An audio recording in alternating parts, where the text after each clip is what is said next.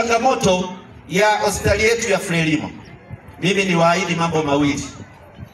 Moja, nimesikia kuna kero pale ya huduma. Vifaa tunavyo, majengo mazuri, lakini kumekuwa na maneno mengi ya kero nimeyasikia.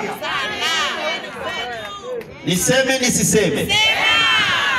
Mimi ni mtu wa management, yaani masuala ya utawala nayajua vizuri sana. Huwa nikisimamia jambo langu lazima litokee.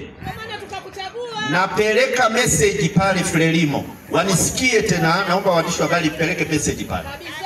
Mimi Ngajilo tarehe 29 nikipitishwa tu kwa kura nyingi za wananchi wa Iringa mjini, tutasimamia huduma za afya vizuri na hizi kero na changamoto zitakwisha.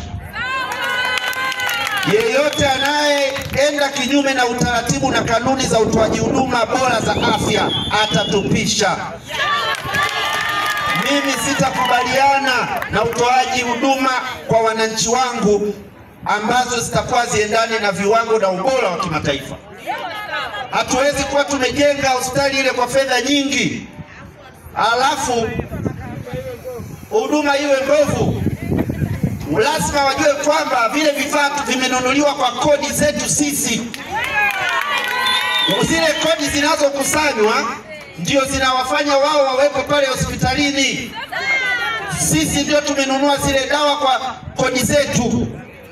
Sisi ndio tuliojenga yale majengo, na sisi ndio tunatakiwa tupewe huduma bora.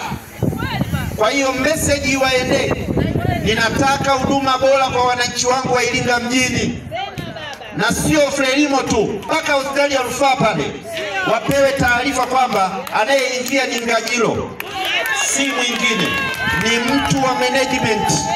Sitaki kusikia mtu analalamika ametukanwa, sijui mara nimetendewa vibaya kwenye huduma. Hiyo habari sitaki kuisikia, sitaki kuisikia hiyo.